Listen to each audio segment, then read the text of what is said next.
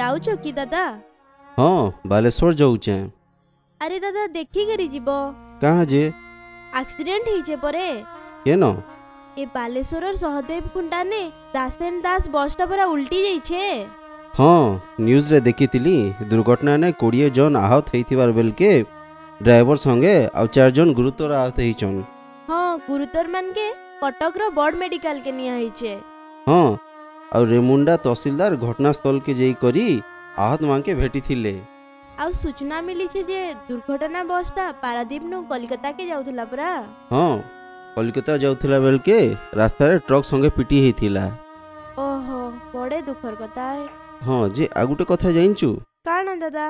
आजी पंचकर 2 नंबर दिन रे धवलेश्वर ने बड़ ओषा पालुछन। ओहो बड़ सिंहार बेसे भक्तों के दर्शन देउछन महादेव। बेस के देखबार लागी लाख लाख श्रद्धालु आइछन आउ भीड़ के नियंत्रण करबार लागी केते पुलिस फोर्स जुकिछन।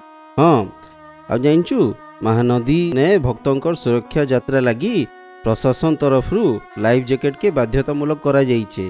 हाँ आ पुजारीर सूचना हिसाब रे आज मझी राति रे त्रयोदशी और चतुर्दशी संधि पूजा हेबा परे गज भोग लागू होबार कार्यक्रम भी अच्छे। जे माओवादी मानकर खबर जाइंचु क्या? काना?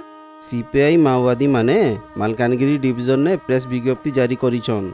ओहो हाँ नेट रे मुई पढ़ी थिली कथा ईटा जे पिछिनांचल रे हेउथिबा एनकाउंटर के विरोध करिकरी ई विज्ञप्ति के प्रकाश करिछन। ठीक विरोध करबार संगे विज्ञप्ति रे 6टा प्रसंग के उल्लेख करा जाइछे।